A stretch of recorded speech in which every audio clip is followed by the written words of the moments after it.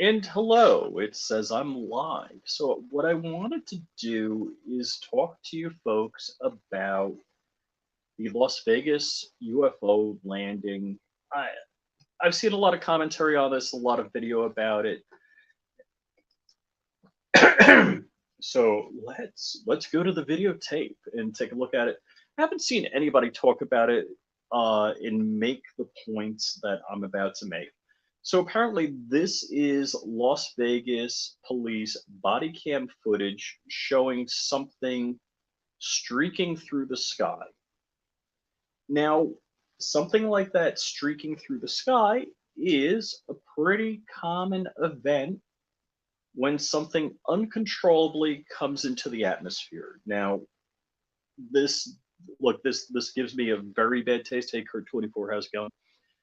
This is Columbia footage, the where the Columbia broke up on reentry and spacecraft coming in uncontrolled. And we're talking about a manned spacecraft, and the entire crew was lost. So I'm not trying to make fun of this. This is kind of a very sad moment.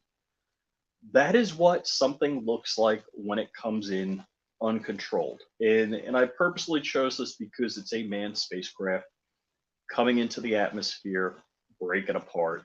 That's what it looks like. So let's look at this. Actually, this is not a manned spacecraft coming into the atmosphere. What we're talking about is the first stage booster on the left coming in at night and what it would look like. So there's going to be some period of descent where, in this case, we're doing a vertical landing. And when I say we, having nothing to do with me, SpaceX, I'm just presenting the video. So the SpaceX booster, non manned, but a manned rated vehicle that delivers manned capsules into space, comes back by doing a short burn and then is no longer streaking through the atmosphere. Oh, hey, Dark, what's up, man? So let's just skip ahead where we have the landing. And oh, yeah, definitely.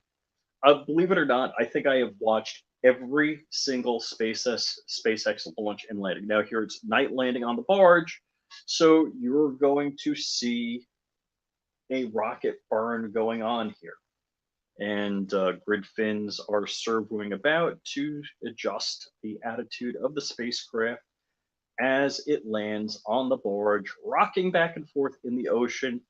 Frick yeah, this is like 1950s film, what all the sci-fi movies looked like, with the spacecraft landing on its tail and just stupid cool stuff. So what I'm getting at here is, and let me stop the SpaceX video. Um, if you're going to come in for a landing and there's some sort of living organism on the spaceship, that's coming in for a landing and landing in somebody's backyard in Las Vegas. That's going to leave a donut shaped mark that's been on Google Earth for over a year in their backyard. Um, yeah, it's just not freaking survivable. Let's just put it that way. The second your craft is glowing continuously, coming in for a landing, that's always a very bad sign. And let's go back here. So now that we've seen my, I'm presenting information and data. So something streaking across the sky like that is not coming in for a controlled landing. I would not expect, if it was a UFO, uh, any of the occupants to walk away from that, because that is not a controlled entry. That is not a controlled landing. So nobody's talked about this. I just wanted to hit on this topic because it would not be realistic to expect any survivors from something coming into the atmosphere glowing. Just want to. Now again, I've only briefly uh, been in a UFO and piloted UFOs. and that's unidentified flying object. I then identified myself to air traffic control and was no longer a UFO. So I have some time as operating UFOs, but not interatmospheric uh, use of a UFO. So just want to say hi to DLD, MC, Kurt24, MC again, Johnny 3 Bar, testing 1 2 3 chamber defense. Thank you guys for coming by. Do you have any comments or anything I did not add in here? And did you like the thumbnail? So I used the AI on Canva to generate the thumbnail. BB Luminous, what's up? Now I'm going to look for on YouTube if we have any high altitude like X15 or SR71 video. Let's see. High altitude. Let's see what come up. So SR71 is another one of those aircraft that really operates at the edge of the atmosphere. Let's see, I'm looking if we got any YouTube's video of that. Yeah, I'm not finding anything good here. So let me just see if I could find X15 high altitude video, because here's something else. All right, so here's a video and a commercial. I'll spare you guys the commercial. Too many aliens in the country already. And I agree with you. If they're coming from outer space, I'm really ticked off. So hold on, I'm waiting for the commercial to play through. Boom. All right, so we'll go full screen and I'll add the stream. Boom. And so I just find it very interesting. I love the ancient cars in vehicles. So you could see this, and there's a B-52 that will be flying for 100 years, another 40 years into the future. X-15, so it's a rocket plane. It's not an air-breathing plane. It has its own oxidizer and fuel on board, so it's air independent. It has a reaction control system for when it's out of the atmosphere, traveling at high speed. And there it comes to landing on a dry lake bed. It only had skids. I don't even think it had a nose wheel. But yeah, so that's what something like that looks like. And we did not see it. It wasn't at night. It wasn't glowing red hot. So let's see what we got here. Boom, boom, boom, boom, boom. Okay, let's skip ahead. So it's already dropped from the B-52 mothership.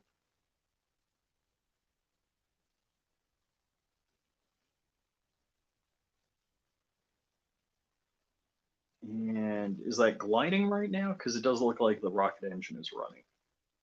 That looks like it might have been just a drop test for gliding. That's a power test right now, what we see.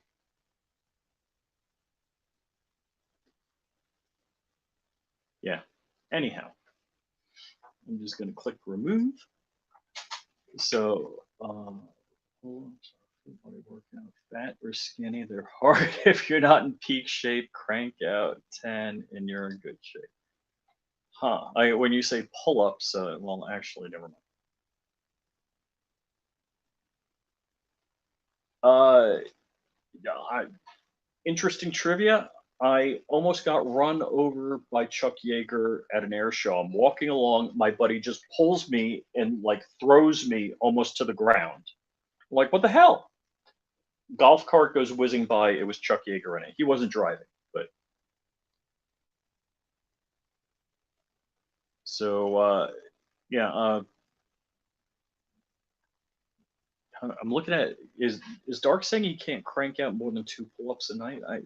I don't have a pull-up bar here, but I occasionally let my wife loan me her weights, and then I'll use them to work out. But that's about it. So yeah, there was no John Crump live today. One, I kind of sucked at being his producer and getting a guest, and two, Crump had important things going on, as he always does.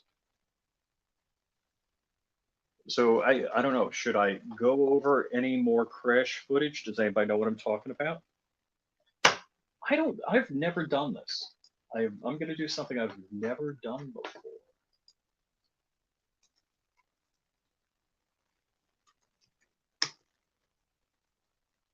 Let's see. Flying Rich. I'm looking up my YouTube channel. I'm looking up playlists. Playlist. That's what I'm looking for. Playlists. Where's my aviation playlist? Oh, here it is. Yeah, so let's add this back in. So I don't actually have airplane footage, but this was the first plane crash on Long Island. And yeah, wow. The plane kind of looked like God got mad at it and crushed it. The wings were folded over around it, and my knee, as the left wing got torn off the plane, my left foot was on the rudder pedal, and it badly twisted my left ankle and drove my knee through the instrument panel, and I broke my tibia plateau or fractured just the outer edge. So this is daytime footage while the airplane was still there, and that's what the airplane looked like that I climbed out of. So that was actually an award-winning airplane, what's left of it.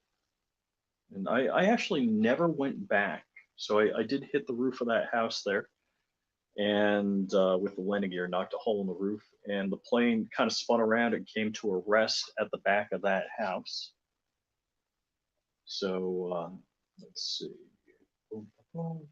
Yeah, and that was kind of during the day. That was November 238 Charlie Zulu, beautiful plane. And so right here, yes, you see that instrument panel is busted up. It just had like a veneer of wood on it. The plane is fiberglass, but you can see the panels busted up. I was in the left seat because my knee, my left knee, went through the instrument panel there. Now, while I was in the plane, let's see, let's scoot back here. All right, is the plane there in that video? And let's go back to a video of the plane. When I was in the cockpit, I had to, push open the canopy to get out, and it was kind of busted up. I was like, all right, you're gonna see like fiberglass sticking into your legs and maybe bones sticking out of your legs. Don't be flipped out. So I grabbed my left leg, checked the lefty righty side. I'm like, oh my God, I got a whole leg. And I did the same with the right leg. I was like, holy crap. I'm like, well, let's get out of this plane. So that's what I did.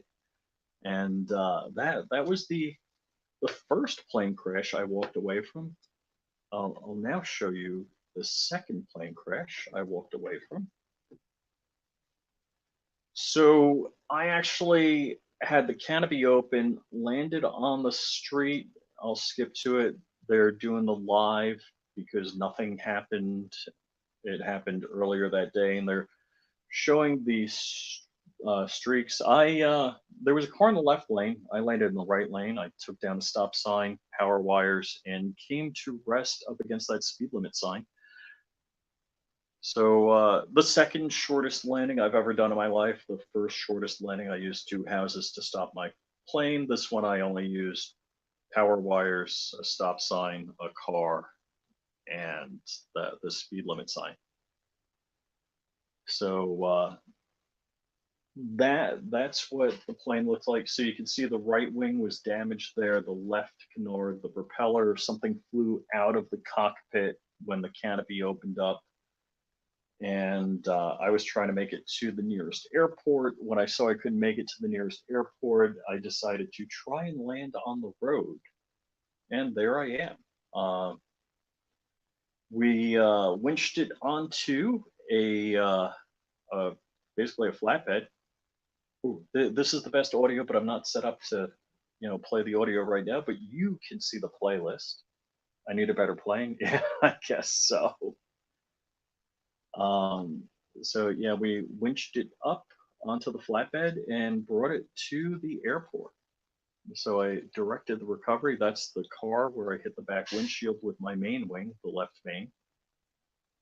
pretty much no damage to the left wing that hit the windshield of the car.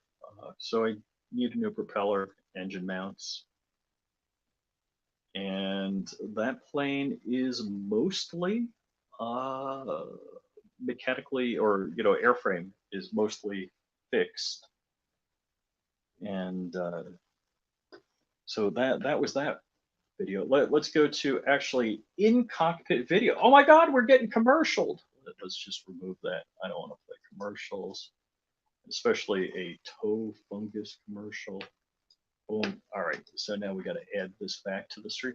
So this is Rough River, Kentucky. It's actually a state park that has cabins and an airstrip. It's not quite as bumpy as that. I have two people in plane. There's somebody in the right seat and somebody actually shooting the video. I have a, let's see, left brake failure on landing here. And so what happens is I retract the nose gear. You can barely see at the bottom center of the screen the nose gear switch. So when I realized that, hey man, I don't have a left brake, I retract the nose gear. You'll see the nose coming down, and there's a skid that I put under the nose, a hunk of aluminum, kind of roughly horseshoe shaped ish. And it comes to a stop, and I didn't turn off the fuel selector valve or the main switch, main electrical system switches, which is the big red switch. Came to a damn stop. I actually went to an auto parts store, got an O-ring, got some automatic transmission fluid, some wrenches, and some fluid, cleaned up the bore of the piston, and for the brake caliper, took it all apart, put it back together. I was flying that plane, I think, later that evening after I fixed it. Oh, and bled the brakes on site, which isn't actually a whole easy thing to do. But so that's the scoop. Let's see.